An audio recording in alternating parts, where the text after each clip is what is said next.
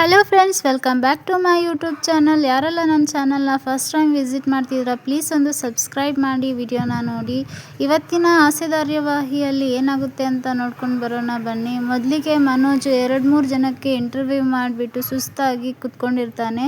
ಅಲ್ಲಿಗೆ ರೋಹಿಣಿ ಬಂದುಬಿಟ್ಟು ಏನಾಯಿತು ಮನೋಜ್, ಯಾಕೆ ಹೀಗೆ ಕೂತ್ಕೊಂಡಿದ್ದೀರಾ ಅಂತ ಕೇಳ್ತಾಳೆ.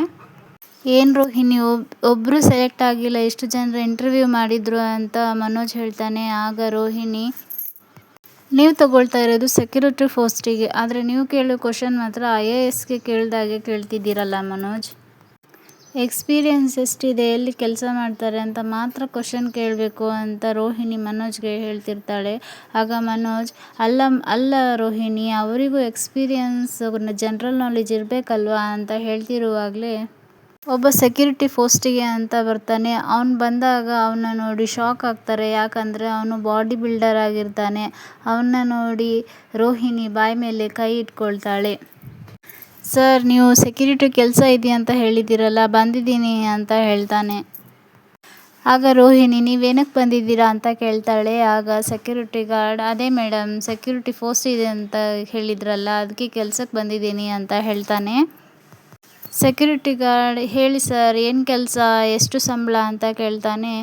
ಆಗ ಮನೋಜ್, ಅದು 10,000 ಕೊಡ್ತೀನಿ ಅಂತ ಮನೋಜ್ ಹೇಳ್ತಾನೆ. ಆಗ ಬಾಡಿ ಗಾರ್ಡ್, ಊಟ ಕೂಡ ನನಗೆ ಬೇಕು, 10,000 ಸಂಬಳ ಜೊತೆ ನನ್ನ ಬಾಡಿ ಮೇಂಟೈನ್ ಮಾಡೋಕ್ಕೆ ಊಟನೂ ನನಗೆ ಕೊಟ್ಬಿಡಿ ಅಂತ ಹೇಳ್ತಾನೆ. ಆಗ ಮನೋಜ್ ಓಕೆ ಅಂತ ಹೇಳ್ತಾನೆ.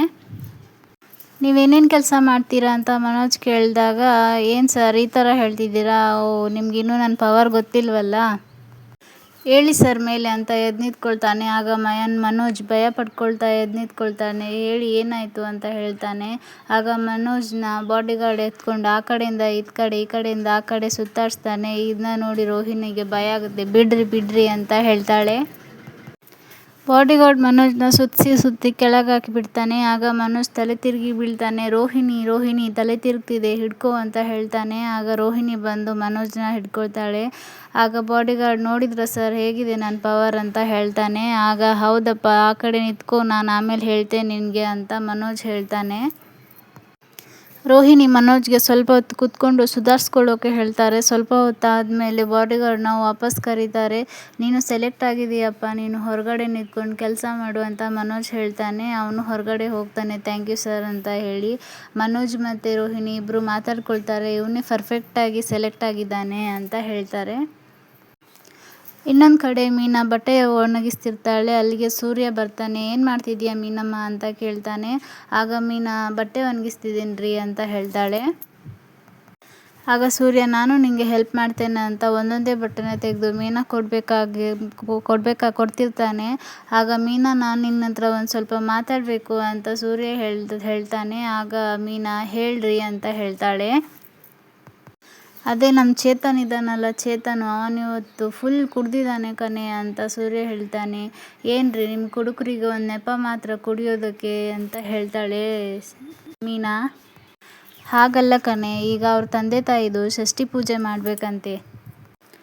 ಅಲ್ಲ ರೀ, ಫುಲ್ ಗ್ರ್ಯಾಂಡಾಗಿ ಮಾಡಬೇಕಂತ ಹೇಳ್ತಾಳೆ ಮೀನಾ. ಹೌದು ಕಣೆ, ಗ್ರ್ಯಾಂಡಾಗಿ ಮಾಡಬೇಕಂತ ಹೇಳ್ತಿದ್ದಾನೆ ಅಂತ ಸೂರ್ಯ ಹೇಳ್ತಾನೆ. ಮಾಡಲಿ ಬಿಡಿ ಅಂತ ಮೀನಾ ಹೇಳ್ತಾಳೆ. ಆಗ ಸೂರ್ಯ, ಅಲ್ಲ ಕಣೆ, ಅವನ ಹತ್ರ ದುಡ್ಡಿಲ್ಲಂತೆ ಕಣೆ ಅಂತ ಹೇಳ್ತಾನೆ ಸೂರ್ಯ.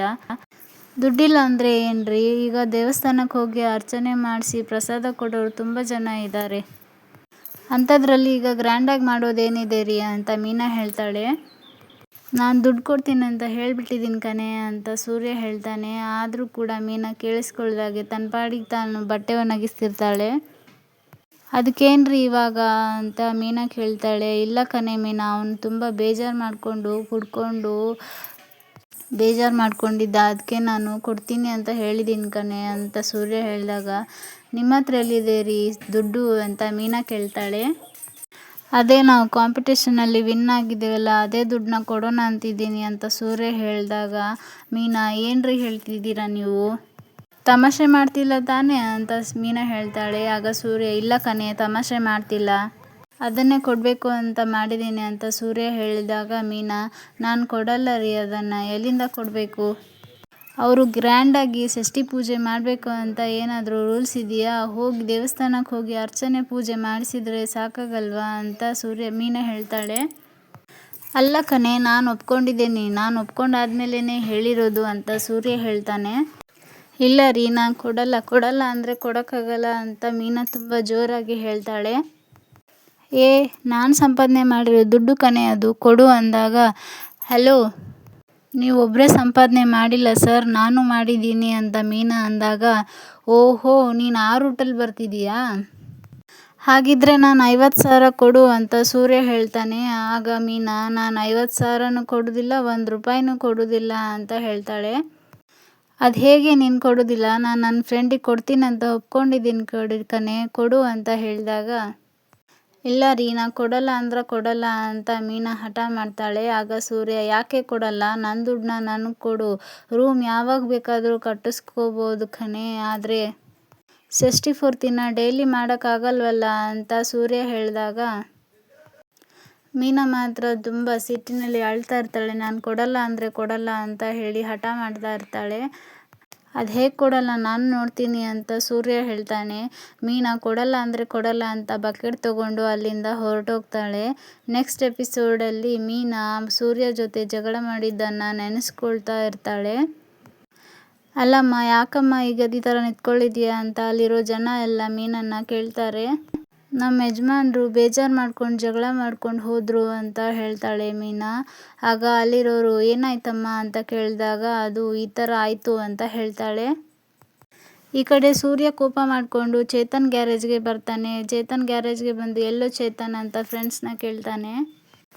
ಅದೇನಾ ಷಷ್ಠಿ ಪೂರ್ತಿ ಅಂತ ಅದನ್ನೆಲ್ಲ ರೆಡಿ ಮಾಡ್ಕೊಳ್ತಿದ್ದೇನೆ ಅಂತ ಒಬ್ಬರು ಹೇಳ್ತಾರೆ. ಒಳ್ಳೇದಾಯಿತು, ಅವನು ಇಲ್ಲದೆ ಇರೋದೇ ಒಳ್ಳೇದಾಯಿತು ಅಂತ ಸೂರ್ಯ ಹೇಳ್ತಾನೆ. ನಿಮ್ಮ ಹತ್ರ ಯಾರ ಹತ್ರ ಅದು ದುಡ್ಡಿದೆಯಾ ಅಂತ ಸೂರ್ಯ ಫ್ರೆಂಡ್ಸ್ನ ಕೇಳ್ತಾನೆ. ಆಗ, ಯಾಕೆ ಡೀಸೆಲ್ ಏನಾದರೂ ಹಾಕಿಸ್ಬೇಕಿತ್ತಾ ಅಂತ ಹೇಳ್ತಾರೆ. ಡೀಸೆಲ್ ಅಲ್ಲ, ನನಗೆ ದುಡ್ಡು ಬೇಕಾಗಿತ್ತು ಅಂತ ಸೂರ್ಯ ಹೇಳ್ತಾನೆ. ಎಷ್ಟು ಬೇಕಾಗಿತ್ತು ಅಂತ ಒಬ್ಬರು ಕೇಳ್ತಾರೆ. 1,00,000 ಅಂತ ಹೇಳ್ತಾನೆ. ಆಗ 1,00,000ನಾ? 1,00,000 ಯಾಕೆ ಬೇಕಾಗಿತ್ತು ಅಂತ ಒಬ್ಬರು ಕೇಳ್ತಾರೆ. ಅದೇ ಕಣೋ, ಚೇತನ್ಗೆ ನಾನು 1,00,000 ಕೊಡ್ತೀನಿ ಅಂತ ಹೇಳಿದ್ನಲ್ಲ, ಅದಕ್ಕೆ ಬೇಕಾಗಿತ್ತು ಅಂತ ಹೇಳಿದಾಗ, ಈಗ ನಿನ್ನ ಹತ್ರ ಇಲ್ವಾ ದುಡ್ಡು ಅಂತ ಒಬ್ಬರು ಕೇಳ್ತಾರೆ. ಇದೇ ಕಣೋ, ನನ್ನ ಹತ್ರ ಬ್ಯಾಂಕಲ್ಲಿದೆ ಅದು ಅಂತ ಸೂರ್ಯ ಹೇಳ್ತಾನೆ. ಮತ್ತೆ ನೀನು ದುಡ್ಡು ಕೊಡ್ತೀನಂತ ಹೇಳಿದ್ದಕ್ಕೆ ಷಷ್ಠಿ ಪೂರ್ತಿಗೆ ರೆಡಿ ಮಾಡ್ಕೊಳ್ತಿದ್ದಾನೆ ಚೇತನ್ ಅಂತ ಹೇಳ್ತಾರೆ. ನನ್ನ ಹೆಂಡತಿ ದುಡ್ಡು ಕೊಡಲ್ಲ ಅಂತ ಹೇಳ್ತಿದ್ದಾಳೆ ಕಣೋ ಅಂತ ಹೇಳಿದಾಗ, ಹೆಂಡ್ತಿದಿರು ಇರೋದೇ ಇಷ್ಟು ಕಣೋ, ಈಗ ಏನು ಮಾಡಬೇಕು ಅಂತಲೇ ಗೊತ್ತಾಗ್ತಿಲ್ಲ ಕಣೋ ಅಂತ ಸೂರ್ಯ ತುಂಬ ಯೋಚನೆ ಮಾಡ್ತಾ ಇರ್ತಾನೆ. ಇಲ್ಲಿಗೆ ಈ ಎಪಿಸೋಡ್ ಮುಕ್ತಾಯ ಆಗಿದೆ ಫ್ರೆಂಡ್ಸ್. ಮುಂದಿನ ಎಪಿಸೋಡ್ ಹಾಕಬೇಕಂದ್ರೆ ಒಂದು ಸಬ್ಸ್ಕ್ರೈಬ್ ಮಾಡಿ, watch my full video. Thank you.